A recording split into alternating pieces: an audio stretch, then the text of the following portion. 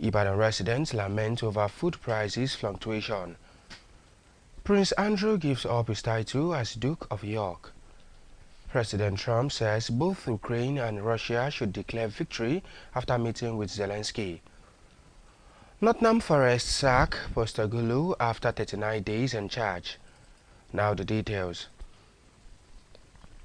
The Nigerian Air Force (NAF) has warned its personnel to desist from participating in political activities while discharging their professional duties. The Air Officer Commanding Special Operations Command Bauchi Air Vice Marshal Usman Abdullahi gave the warning today during the 2025 annual 10-kilometer walk and jog exercise organized by the force, where he reminded officers and men of the force of their constitutional responsibility to maintain neutral in political matters, stressing that discipline and loyalty to the nation remained non-negotiable. AVM Abdullahi cautioned that officers must not get involved in any political activities and also not engage in acts that are inimical to the calling of the military profession, urging them to remain loyal to the Federal Republic of Nigeria, the President and the Commander-in-Chief of the Armed Forces. The AOC further explained that the annual exercise was aimed at promoting physical and mental fitness among personnel, enhancing cohesion and ensuring combat readiness, as the NAF pays serious attention to the physical fitness of all its personnel. The President and Chief Executive Officer of the Dangote Group, Aliko Dangote, has urged Nigerians to embrace homegrown products as a way of strengthening the nation's economy and creating jobs. Speaking in a video message shared by former presidential aide Reno Omokri on X today, Dangote appealed to citizens to prioritize locally manufactured goods over imported alternatives, stressing that doing so would help build a self-reliant economy. The billionaire industrialist also encouraged all Nigerians to buy only made-in-Nigeria goods, as it is the only way for Nigeria to be a stronger nation and create jobs and prosperity. Dangote has consistently championed local production and industrialization, with its conglomerate expanding into sectors such as cement, sugar, salt, and oil refining in a bid to reduce Nigeria's dependence on imports. In recent weeks, many households have noticed the welcome change in the prices of garri and rice across several markets. These two staple foods, which are part of everyday meals for many families, had become quite expensive in previous months. Now, with the recent price reduction, buyers are finding it easier to afford them again. This development has brought relief to both customers and traders, as more people are returning to the market to buy in larger quantities. Some market observers believe the drop may be due to improved harvest and better food supply, while others point to government efforts to stabilize food prices. Agidigbo FM News correspondent Farida Bayomi reports. Prices have been rising and falling in recent times due to changes in fuel costs, transportation, and farm supplies. When fuel and production costs increase, traders often raise prices to cover their expenses. Prices, however, tends to drop when there is a good harvest or when the government intervenes to regulate market costs and improve food availability. These fluctuations continue to affect everyone, especially low-income families who find it difficult to avoid daily meals whenever prices rise. In an interview with Agidigbo FM News, a food seller, Rashidat Damilola, said the prices of food items have recently gone down. The price of the market now is going down. And market now, people are buying it. The lesser the price, the more the quantity. Speaking with Agidigbo FM News, Rashid Abiodun explained that food prices remain unstable, noting that while the cost of rice sometimes drops, it also rises again. Prices of goods are not stable. For example, the price of rice, it decreased and also it increased. The same goes to petrol, because we are still begging the government decrease the price, because everything is just getting expensive every day by day. Another resident, Ms. Olaide, lamented that the food continuous increase in food prices has made the life difficult for many families.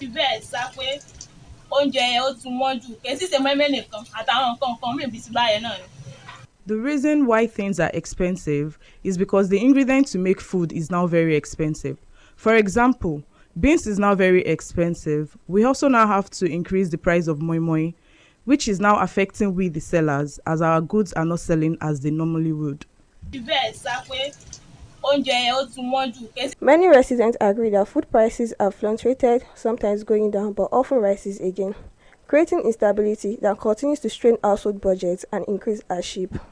Farida Abayomi, Agidigbo FM News. Sports have the unifying power to bring people together irrespective of religion or culture, drive economic growth and inspire a nation like Nigeria to prosperity. In Nigeria, millions of young and energetic individuals are passionate about various sports disciplines, from football to athletics and beyond. However, the development of sport in the country is heavily influenced by government policies, which shape everything from infrastructure, development to talent identification and international representation. In this report, Agidigbo FM News correspondent Bolanle Badmos examines the impact and challenges government policies on sports growth in Nigeria. Here is the report. Ahmed Fardi's continued his run. Salah cuts inside. Government policies continue to play a crucial role in the growth and development of sports across Nigeria. Over the years, different administrations have introduced various policies aimed at improving the standard of sports and encouraging youth participation in both local and international competitions. Sports in Nigeria go beyond recreation. It's a major tool for national unity, youth empowerment, and economic development. However, despite its potential, the sector still faces challenges such as inadequate funding, poor infrastructure, and inconsistent implementation of policies. Speaking with Agidigbo FM News, Mr. Adekunle Ajiboye, a sports analyst, said that when properly implemented, these policies can provide funding, improve sports facilities, and create opportunities for young athletes. The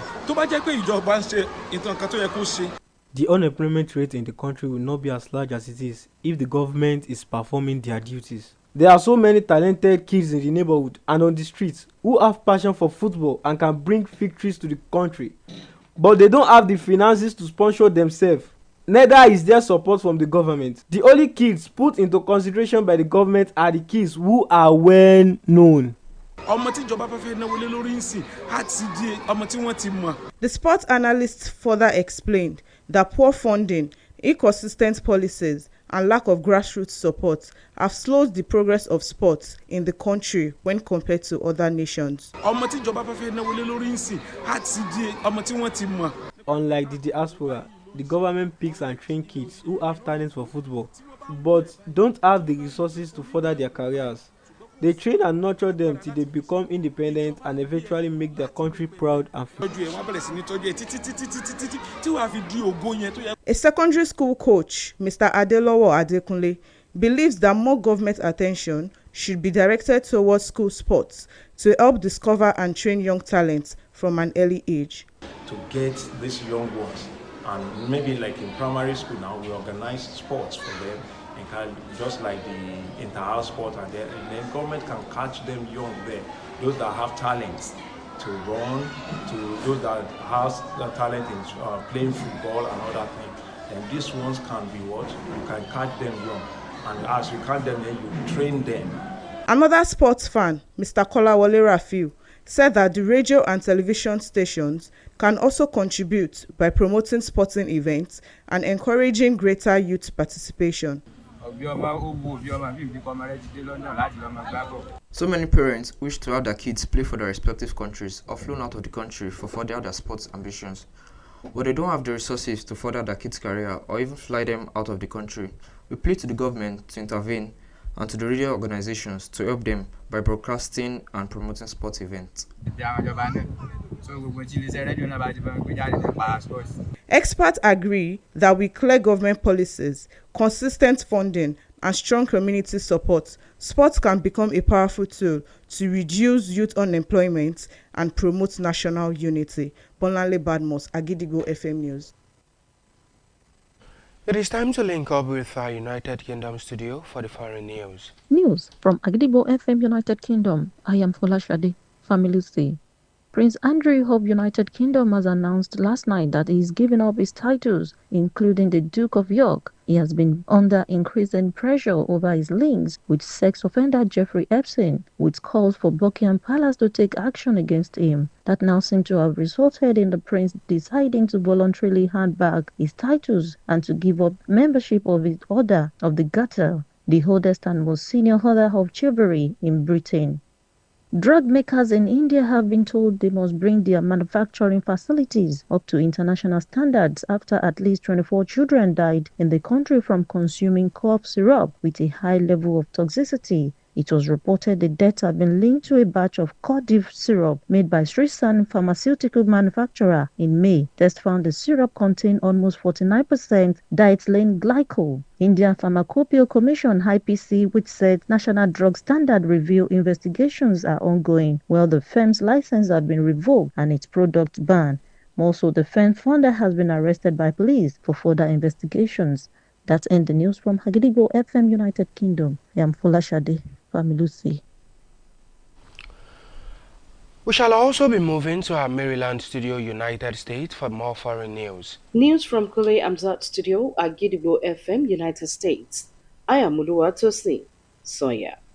More than 2,600 No Kings protest events are scheduled to take place on Saturday in all 50 U.S. states, a mass mobilization against President Donald Trump's policies on immigration, education, and security that organizers say are pushing the country towards autocracy. The protests, big and little, in cities, suburbs, and small towns across the U.S. follow similar demonstrations in June and will gauge the frustration level of opponents of a conservative agenda that has rolled out quickly. Since Trump took office 10 months ago, his administration has ramped up immigration enforcement, moved to slash federal workforce, and cut funding to elite universities over issues including pro-Palestinian protests against Israel's war in Gaza, campus diversity, and transgender policies. Residents in some major cities have seen National Guard troops sent in by the president, who argues they are needed to protect immigration agents and to help combat crime.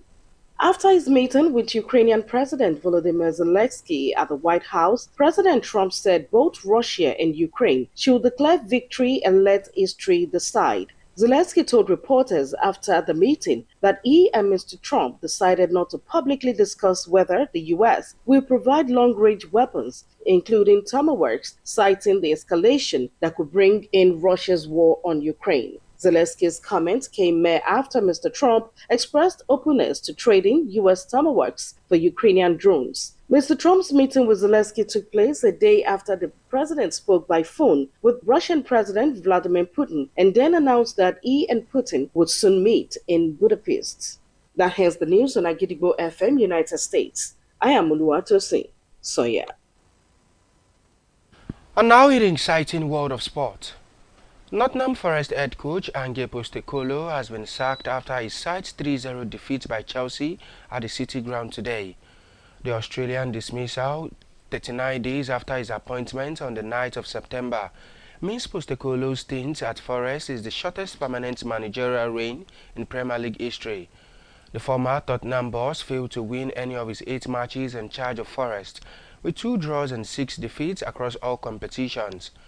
In a statement by the club said the Nottingham Forest Football Club can confirm that after a series of disappointing results and performances, Ange Postecoglou has been relieved of his duties as head coach with immediate effect and will make no further comment at this time.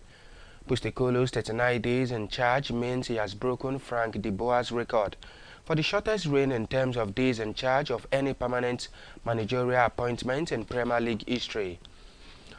To wrap up the news this evening, here is a recap of the headlines. Nigeria Air Force wants personnel to remain apolitical, neutral in professional duties. Ibadan residents lament over food prices fluctuation. Prince Andrew gives up his title as Duke of York. President Trump says both Ukraine and Russia should declare victory after meeting with Zelensky. Nottingham Forest sack Postecoglou after 39 days in charge. And before we go this evening, here is a quick tip. No need to hurry, no need to sparkle, no need to be anybody but oneself, be yourself always. Finally, we have come to the end of the news around the world on the most listened to radio station, Agidigbo 88.7 FM Ibadan. I am BOWALE AKINBODE. Thank you for listening. Good evening. News is information, and information is power. At AKINBODE 88.7 FM, we bring the news from top to bottom. The Oyo State government has said the over 1.5 million out-of-school children. We give you reports from Oyo State. The Oyo State House of Assembly has called for thorough investigation. The Southwest in Nigeria and the rest of the world. Has clarified that the body did not receive any cash support from international development. Trust us to keep you informed every hour, every day. AKINBODE 88.7 FM, the people's voice.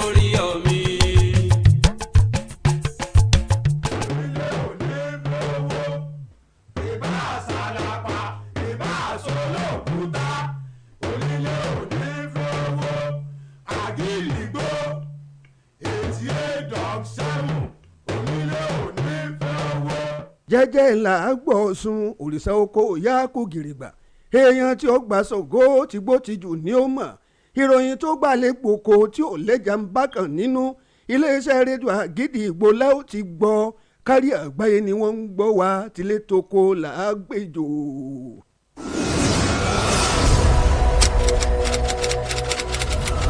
This is Kunle Amzat Studio, Àgídìgbò 88.7 FM. Ẹ káàbọ̀ sórí àkójọpọ̀ ìròyìn. Níbo la ó ti gbọ́ Àgídìgbò? Níbo la ó ti gbọ́ Àgídìgbò? Ìròyìn lẹ́kùnrẹ́rẹ́ Àgídìgbò FM 88.7 la ó ti máa gbọ́. Ẹ káalẹ́ o, àkójọpọ̀ ìròyìn talẹ́ òní rèé láti iléeṣẹ́ rédíò Àgídìgbò 88.7 FM Ìbàdàn, ìkànnì àkọ́kọ́ táyé ń gbọ́ jù lórí àtẹ ìgbéléwọ̀n. Olúwaṣẹ́gun Adéṣetán lóníròyìn yín. Ṣáájú ẹ gbọ́ kókó tó wà nínú ìròyìn náà. Iléeṣẹ́ ọmọ ogun ojú òfurufú nílẹ̀ yìí ti ṣèkìlọ̀ fún òṣìṣẹ́ iléeṣẹ́ náà láti má lọ́wọ́ nínú ọ̀rọ̀ òṣèlú, ó ní kó gbájúmọ́ iṣẹ́ wọn. Àwọn olùgbé ìlú Ìbàdàn tí solú ìlú ìpínlẹ̀ Ọ̀yọ́ wọ́n ti sọ̀rọ̀ lórí bí ọwọ́ ọjà ṣe ń dúró tí ò sì kó dúró sójú kan. Ọmọọba Andrew ti orúkọ rẹ̀ kúrò sí Duke ti ilẹ̀ York. Ikọ̀ agbábọ́ọ̀lù Tottenham Forest ti júwèlé fún Postecoglou lẹ́yìn ọjọ́ mọ́kàndínlógójì tó ti wà lẹ́ka ìṣàkóso. Ìròyìn ọ̀hún rèé o lẹ́kùnrẹ́rẹ́.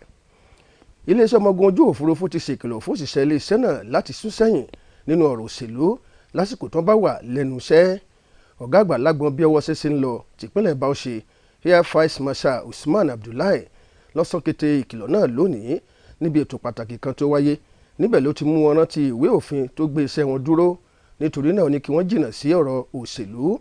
Ọ̀gágun Abdullahi sì ń tẹnumọ́ wípé ọmọ ogun ojú òfurufú kò gbọ́dọ̀ lọ́wọ́ nínú ìwà jàǹdùkú tàbí ṣègbè lẹ́yìn olóṣèlú kankan, tó sì tún rọ̀ wọ́n láti jẹ́ olóòótọ́ sí orílẹ̀-èdè Nàìjíríà, ààrẹ orílẹ̀-èdè yìí àti sí ọ̀gá àgbà fún iléeṣẹ́ ọmọ ológun ojú òfurufú. Ó tún tẹ̀síwájú lórí àwọn ètò tí yóò túbọ̀ mú àgbéga bá ètò ìlera wọn, ṣíṣe eré ìdárayá ní gbogbo ìgbà eléyìí tí ó túbọ̀ jẹ́ kí ara wọn kó yá gágá. Ààrẹ àti ọ̀gá àgbà fún iléeṣẹ́ Dangote Aliko Dangote ti rọ ọmọ orílẹ̀-èdè yìí láti máa ra ohun tá à ń pèsè ní orílẹ̀-èdè wa Nàìjíríà gẹ́gẹ́ bí ọ̀nà láti ró ẹ̀ka ètò ọrọ̀ ajé ilẹ̀ yìí lágbára sí àti ìpèsè iṣẹ́. Nígbà tó ń sọ̀rọ̀ ohun eléyìí tó jáde látọwọ́ ìrànlọ́wọ́ ààrẹ tẹ́lẹ̀ nílẹ̀ yìí Reno Mokere lójú òpó X rẹ̀ lónìí níbẹ̀ ni Dangote ti rọ ti kéré ọmọ orílẹ̀-èdè yìí láti máa ra àwọn ọjà tá à ń pèsè lábẹ́lé ju ti ọjà tí wọ́n ń kó wọlé lọ láti ilẹ̀ òkèèrè, pẹ̀lú àlàyé wípé yóò jẹ́ kí orílẹ̀-èdè Nàìjíríà lè dádúró lágbọn ètò ọrọ̀ ajé. Bákan náà ló tẹnumọ́ wípé kí wọ́n máa ra gbogbo nǹkan tá à ń pèsè nílẹ̀ yìí nítorí pé òun ní ọ̀nà kan ṣoṣo tó lè jẹ́ kí ilẹ̀ Nàìjíríà ní ìlọsíwájú nípa ìpèsè iṣẹ́ àti ètò ọrọ̀ ajé. Onílẹ̀ Dangote ń ṣe ìgbélárugẹ pípèsè ọjà lábẹ́lé nípa ṣíṣe àmúgbòòrò àwọn agbo bíi pípèsè ṣúgà, iyọ̀ àti ẹbu ìfọpo lójúnà àti jẹ́ kí àdínkù bá ọjà kíkó wọlé lórílẹ̀‐èdè Nàìjíríà. Ní ọ̀sẹ̀ díẹ̀ sẹ́yìn ni àwọn aráàlú ti ń rí ìyàtọ̀ lórí owó ìrẹsì àti gààrí láwọn ọjà gbogbo. Oúnjẹ méjèèjì yìí tó jẹ́ oúnjẹ fáwọn èèyàn lójoojúmọ́ ló ti gbó lórí tẹ́lẹ̀ níbi oṣù mélòó kan sẹ́yìn, ṣùgbọ́n ní báyìí owó rẹ̀ ti wálẹ̀ díẹ̀, eléyìí tó jẹ́ kó rọrùn fún aráàlú láti rà. Eléyìí ló mú kí ìtura wà fún àwọn tó ń ta àtàwọn tó ń ra ọjà ọ̀hún, tó jẹ́ kí wọ́n máa rà á lọ́pọ̀ yanturu. Ọ̀pọ̀ àwọn òǹwòye ènìyàn ni wọ́n sọ pé bí oúnjẹ ṣe já wálẹ̀ ló ṣeé ṣe kó jẹ́ pé bí àgbéga ṣe dé bá ìkórè oko àti bí oúnjẹ ṣe ń wọ̀lú sí, nígbà táwọn míì sọ wípé ó ṣeé ṣe kó jẹ́ akitiyan ìjọba láti jẹ́ kí oúnjẹ wálẹ̀. Akọ̀ròyìn Àgídìgbò FM Farida Báyọ̀mí ṣe àkójọpọ̀ ìròyìn. Àbòròyìn ọ̀hún rèé o láti ràn Adénìkẹ́ Ìṣọ̀lá.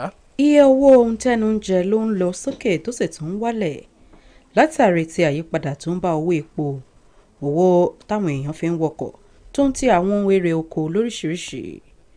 Iye owó eléyìí tí wọ́n ń ta epo àti eléyìí tí wọ́n fi ń pèsè oúnjẹ ó ní tó ń ṣe lára owó ohun tí ẹnu ń jẹ nípasẹ̀ bí àwọn olùdókòwò pàápàá jùlọ àwọn olùrajà-tajà èyí tó ní ṣe pẹ̀lú ohun tẹnu ń jẹ náà yóò ti ṣe ro owó ọkọ̀ àti àwọn owó epo yìí mọ́ iye tí wọ́n bá fẹ́ ta ohun tẹnu ń jẹ. Iye owó ohun tí wọ́n ń ta ohun tẹnu ń jẹ yìí ẹni máa ń wálẹ̀ nígbà tí èrè oko bá ta bọ̀kùà dáadáa tàbí nígbà tí ìjọba bá dá sí ọ̀rọ̀ nípasẹ̀ àwọn àgbékalẹ̀ òfin láti lè mú kí ìpèsè oúnjẹ lọ́pọ̀ yanturu kó wà.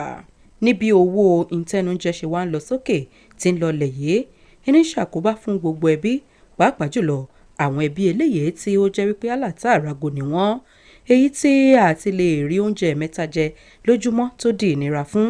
Nígbà tí owó ohun tẹnujẹ bá tún lọ sókè sí yóò tún ṣàkóbá fún iye ìwọ̀n gba ìgbà méjì àbí ìgbà kan tí wọ́n fi ń jẹun.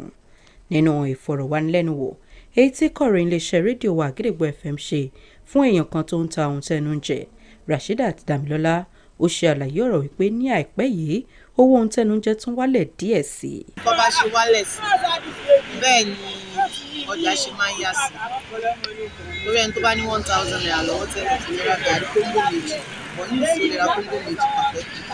Nínú ọ̀rọ̀ Rasheed Abiodun pẹ̀lú kọ̀ròyìn iléeṣẹ́ wa Àgídìgbò, òun ṣàlàyé ọ̀rọ̀ wípé owó ohun tẹnujẹ ni ò dúró sójú kan nípasẹ̀ bó ti ń lọ sókè tí sì tún wálẹ̀.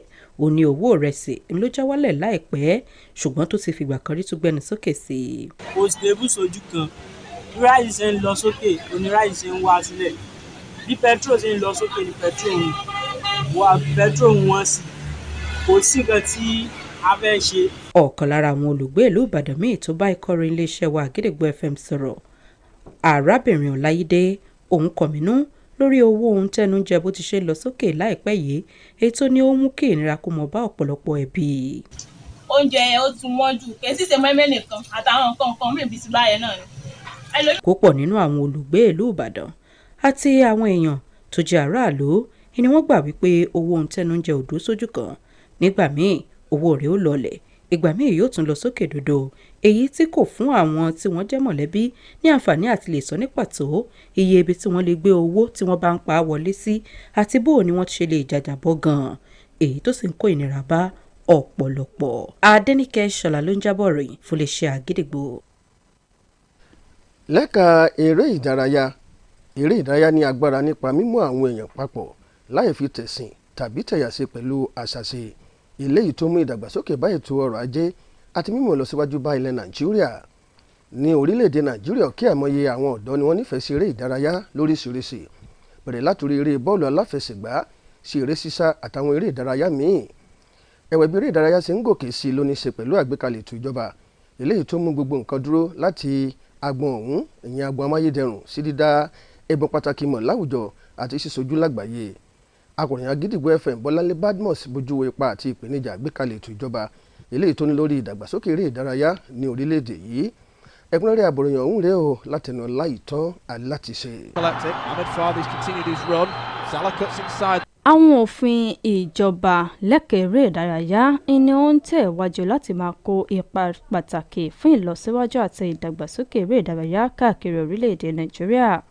Láti àìmọye ọdún sẹ́yìn, onírúurú ìṣàkóso ni wọ́n ti ṣe àfihàn àwọn òfin eléyìí tí ó fojú sun àti mú ìgbèrúsókè bá ìpèníyè eré ìdárayá tó ń ti láti ṣe ìwúrí fáwọn ọ̀dọ́ lórí ìkópa wọn níbi àwọn eré ìdíje lábẹ́lé àti nílẹ̀ òkèèrè. Eré ìdárayá ní orílẹ̀-èdè Nàìjíríà ń lọ tayọ afẹ́ nìkan, eléyìí tó jẹ́ wípé ó jẹ́ irinṣẹ́ kan pàtàkì fún ìṣọ̀kan orílẹ̀-èdè, ìrónilágbára fáwọn ọ̀dọ́ tó ń tẹ ìdàgbàsókè ètò ọrọ̀ ajé. Ẹ̀wẹ̀, bí ó ti ṣe wá ṣe pàtàkì tó, ẹ̀ka eré ìdárayá ṣì ń kojú onírúurú àdójúkọ bíi àìsí ètò ìnáwó tó péye, àwọn ohun ìgbáyégbádùn eléyìí tí kò gbáramú tó, pẹ̀lú àìmáṣí àwọn òfin eléyìí tí ó fẹsẹ̀ rinlẹ̀ dáadáa. Nígbà tí ikọ̀ oníròyìn iléeṣẹ́ rédíò Àgídìgbò ń bá olùyànnàná eré ìdárayá kan sọ̀rọ̀, Ọ̀gbẹ́ni Adékúnlé Àjíbóyè, ó jẹ́ kó di mímọ̀ wípé tí wọ́n bá ṣe ìfilọ́lẹ̀ àwọn òfin yìí dáadáa, yóò ṣe ìrànlọ́wọ́ fún ètò ìnáwó, bẹ́ẹ̀ ni yóò mú ìgbèrúsókè báwọn irinṣẹ́ eléyìí tí wọ́n lò lẹ́ka eré ìdárayá tó ń ti pípèsè àǹfààní lóríṣiríṣi fáwọn ọ̀dọ́ lẹ́ka eré ìdárayá. Tó bá jẹ́ pé ìjọba ń ṣe nǹkan kan tó yẹ kó ṣe nípa eré ìdárayá ni, ìwọ̀nba ni àwọn ọmọ tí wọ́n níṣẹ́, ìwọ̀nba ni wọ́n á pọ̀ mọ́. For example, nsìn fúbọ́ọ̀ tá à ń gba tí wọ́n parí, àmọ́ iye àwọn tó wà ní agboolé ní kọ̀rọ̀kọ̀rọ̀ tó jẹ́ wípé tó bá rẹ̀ tó lè ràn wọ́n lọ́wọ́ táwọn náà á di ògo orílẹ̀-èdè tí wọ́n ní depend lórí ẹnì kankan wípé bóyá bàbá kan ni ìyá kan ni, tó jẹ́ pé talent táwọn gan mú wá látọ̀run wọ́n á lè ṣe, ṣùgbọ́n mélòó ni ìjọba ń ṣe. Bákan náà ni olùyànnàná yìí túbọ̀ ṣe àlàyé wípé àìsí ètò ìnáwó eléyìí tó péye tó ń ti àwọn òfin eléyìí tí ò fi ẹsẹ̀ rinlẹ̀ pẹ̀lú àìsí àtìlẹ́yìn láwọn ẹsẹ̀ kòkó, ó ti mú kí ìlọsíwájú eré ìdárayá kó lọ nílẹ̀ lórílẹ̀-èdè yìí yàtọ̀ sí àwọn orílẹ̀-èdè tó kù lágbàáyé. Ọmọ tí ìjọba fẹ́ fẹ́ náwó lé lórí ń sìn á ti di ọmọ tí wọ́n ti mọ̀ nípa pé ẹ̀bùn báyìí ló ń ṣe, unlike ìlú òyìnbó tí wọ́n bá ń wú ẹ̀ báyìí, tí wọ́n bá rí i pé onírú ẹ̀bùn báyìí ṣùgbọ́n kò sí agbára láti fi ṣe, ìjọba gbé ẹ láti ilẹ̀ pẹ̀pẹ̀, wọ́n á bẹ̀rẹ̀ sí ní tọ́jú ẹ, wọ́n á bẹ̀rẹ̀ sí ní tọ́jú ẹ títí tí wàá fi di ògo yẹn tó yẹ kó jí yẹn, ìgbà yẹn tó bá wá dògo yẹn ìjọba ṣẹ̀ṣẹ̀ wàá máa jèrè ẹ. Ìyẹn ń di pé kò síṣẹ́, kò sí nǹkan kan kù, ṣùgbọ́n kò sí irú ẹ̀ lọ́dọ̀ wa ń gbìbà yìí. Nínú ọ̀rọ̀ akọ́nimọ̀ọ́gbà ilé ẹ̀kọ́ girama kan, Ọ̀gbẹ́ni Adélọ́wọ̀ Adékúnlé, ó jẹ́ kó di mímọ̀ wípé òun ní ìgbàgbọ́ wípé tí àwọn ìjọba tí wọ́n bá ń pa àkíyèsí sí àwọn eré ìdárayá láwọn ilé ẹ̀kọ́ yóò túbọ̀ ṣe àǹfààní láti lè ṣe àwárí àwọn ọ̀dọ́ tó ti láti lè ṣètò ìdánilẹ́kọ̀ọ́ fún wọn ní àti kékeré.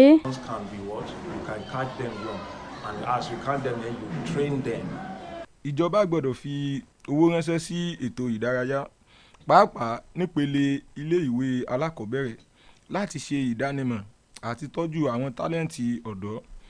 Èyí yóò pẹ̀lú ṣíṣètò àwọn ìṣẹ̀lẹ̀ bíi eré ìdárayá láàrin ilé láti rí àwọn ọmọdé pẹ̀lú àgbà àti pèsè wọn pẹ̀lú ilé ẹ̀kọ́ tí wọ́n nílò láti ṣe rere. Ọ̀pọ̀lọpọ̀ àwọn ọ̀dọ́ ní àlá àti ṣojú orílẹ̀-èdè wọn bí àwọn olùkọ́ni tàbí àwọn eléré ìdárayá.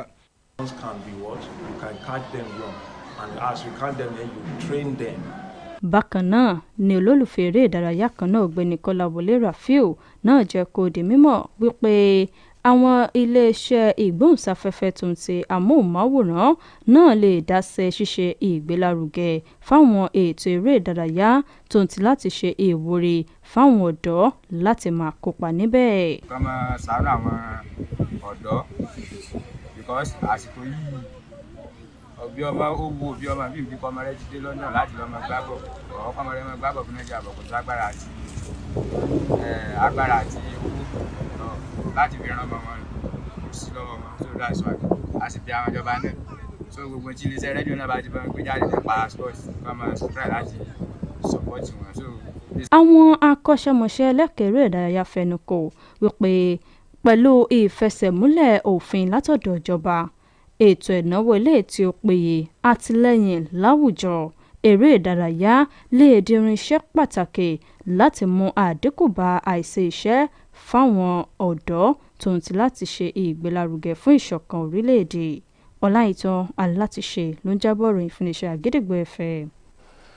ní báyìí àsìkò tó láti darapọ̀ mọ́ iléeṣẹ́ rédíò Àgídìgbò ní United Kingdom fún ìròyìn ilẹ̀ òkèèrè. ìròyìn rèé láti Àgídìgbò studio ẹ̀ka ti United Kingdom. Ọdúnayọ̀ Ògúnládé ni oníròyìn yín. Andrew tó jẹ́ ọmọ ọba orílẹ̀-èdè United Kingdom ti kéde lálẹ́ àná wípé orúkọ oyè tí wọ́n fi ń pe òun gẹ́gẹ́ bó ṣe wà nínú ìtàn àti gẹ́gẹ́ bí ọba lọ́la, òun kò jẹ́ orúkọ náà mọ́ bẹ̀rẹ̀ láti àkókò tóun kéde ọ̀rọ̀ náà lọ. Ó gbé ìgbésẹ̀ yìí látàrí bí ọ̀pọ̀ ṣe náà kà lébù sí i lórí ìbáṣepọ̀ tó ní pẹ̀lú Jeffrey Epstein, ẹni tó jẹ̀bi ẹ̀sùn fífi àwọn ọmọdébìnrin ṣòwò nàbì. Látìgbà tí ìwádìí fi hàn pé ọmọọba Andrew ní ìbáṣepọ̀ pẹ̀lú ọkùnrin náà, àwọn ènìyàn ti bẹ̀rẹ̀ sí ní ké sí ààfin Buckingham wípé wọn kò gbọdọ̀ fojú fo ọ̀rọ̀ náà, wọn láti ti gbé ìgbésẹ̀ tó yẹ ní láti lè dáàbò bo àpèrè orílẹ̀-èdè ọ̀hún. Èyí ló fà á tí ọba lọ́la fúnra rẹ̀ ṣe bí ọkùnrin, ó sì finúfíndọ̀ fi orúkọ oyè tí wọ́n máa ń pè sílẹ̀, ìyẹn Duke of York. Kì í ṣe èyí nìkan, gbogbo orúkọ oyè míì èyí tí wọ́n tún máa ń pe ọmọ ọba tájájú ti wà wípé òun ni yóò gorí ìtẹ́ bàbá rẹ̀ lẹ́yìn tó bá lọ tán, ni wọn kò gbọdọ̀ pè òun bẹ́ẹ̀ mọ́. Àjọ tó ń rí ṣètò ìlera láwùjọ àgbáyé ti ṣèkìlọ̀ fáwọn iléeṣẹ́ apòògùn òyìnbó lórílẹ̀‐èdè India láti rí dájú wípé wọ́n ń lo èròjà tó péye láti lè wà ní ìfẹ̀gbẹ́kẹ̀gbẹ́ pẹ̀lú tàwùjọ àgbáyé. Àjọ náà lágbo ìkìlọ̀ yìí lẹ́yìn tí kò dín ní ọmọ 24 tó gbẹ̀mí mì láti pàṣẹ ògùn ikọ́ kan tí wọ́n lò fáwọn ọmọ náà. Ìròyìn fìdí rẹ̀ múlẹ̀ pé iléeṣẹ́ apòògùn òyìnbó Sirasan orílẹ̀-èdè India ló po ògùn ikọ́ náà nínú oṣù karùn-ún. Táyẹ̀wò sì fìdí rẹ̀ múlẹ̀ wípé lára èròjà tí wọ́n lò láti fi po ògùn òyìnbó náà ló ṣàkóbá fáwọn ọmọ ọ̀hún. Ní báyìí àjọ tó máa ń mójútó ìpè ètò ògùn pípò nílẹ̀ India ti ní ìwádìí ṣì ń lọ lórí ọ̀rọ̀ náà, bẹ́ẹ̀ sì ni àwọn ti gba ìwé àṣẹ iléeṣẹ́ náà. Kì í ṣe èyí nìkan, ikọ̀ ọlọ́pàá ti fọwọ́ fún àwọn ẹni ọ̀rọ̀ kàn láti tẹ̀síwájú nínú ìwádìí wọn gẹ́gẹ́ bí wọ́n ṣe sọ. Kò ní jù báyìí lọ láti iléeṣẹ́ Àgídìgbò ẹ̀ka ti United Kingdom. Ọdúnayọ̀ Ògúnládé ni oníròyìn. ẹ káàbọ̀ padà, ìròyìn ilẹ̀ òkèèrè lẹ́gbọ́tàn láti iléeṣẹ́ rédíò Àgídìgbò tó wà ní United Kingdom. Lábala eré ìdárayá, aṣáájú akọ́nimọ̀ọ́gbá fún ikọ̀ agbábọ́ọ̀lù Nottingham Forest ni wọ́n ti dá dúró báyìí lẹ́yìn ìgbà tí ikọ̀ Chelsea gbé wúrò sójú ikọ̀ Nottingham Forest pẹ̀lú àmì ayò 3-0 eléyìí tó wáyé ní Sere Grand lónìí. wọ́n ní lẹ́yìn ọjọ́ 39 tó gbà ṣiṣẹ́ ìyẹn ọjọ́ 9 oṣù kẹsàn-án ọdún yìí, wọ́n ní òun lẹ́ni àkọ́kọ́ tí kò pẹ́ nípò akọ́nimọ̀ọ́gbá nínú ìtẹ̀rẹ̀ bọ́ọ̀lù aláfẹsẹ̀gbá. Nínú àtẹ̀jáde kan látọ̀dọ̀ ikọ̀ agbábọ́ọ̀lù Nottingham Forest, wọ́n ti fìdí ẹ̀ múlẹ̀ wípé lẹ́yìn ọ̀kan òjọ̀kan ìjákulẹ̀ àti àìṣedéédé, Postecoglou ni wọ́n sọ pé kó lọ rọ́ọ̀kún nílé gẹ́gẹ́ bí aṣáájú akọ́nimọ̀ọ́gbá lẹ́yìn òsọ́kà láì ní àlàyé kankan lásìkò yìí. Wọ́n ní wọ́n sì yọ nípò yìí lẹ́yìn ọjọ́ 39 ló jẹ́ kí orúkọ rẹ̀ wọnú ìwé ìtàn gẹ́gẹ́ bí akọ́nimọ̀ọ́gbá tó lo àsìkò péréte lẹ́nu iṣẹ́. Kí n tó mẹ́nu dúró lórí àkójọpọ̀ ìròyìn fún ti alẹ́ òní, ẹ̀já gbọ́ kókó tó wà nínú rẹ̀ lẹ́ẹ̀kan sí i. Iléeṣẹ́ ọmọ ogun ojú òfurufú nílẹ̀ yìí ti ṣèkìlọ̀ fún òṣìṣẹ́ iléeṣẹ́ náà láti má lọ́wọ́ nínú ọ̀rọ̀ òṣèlú, ó ní kí wọ́n gbájúmọ́ iṣẹ́ wọn. Àwọn olùgbé ìlú Ìbàdàn tí solúùlú ìpínlẹ̀ Ọ̀yọ́ wọn ti sọ̀rọ̀ lórí bí owó ọjà kò ṣe dúró sójú kan. Ọmọọba Andrew ti yí orúkọ rẹ̀ kúrò sí Duke of York.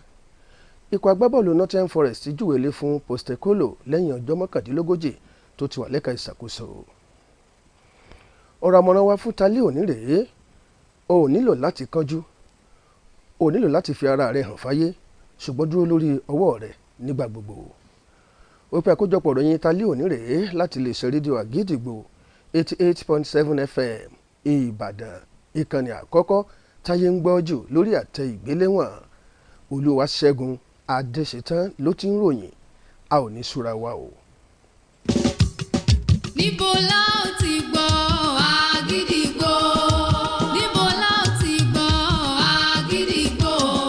Ìròyìn lẹ́kùnrẹ́rẹ́ Àgídìgbò FM 88.7 la ó ti máa gbọ́. Àgídìgbò 88.7.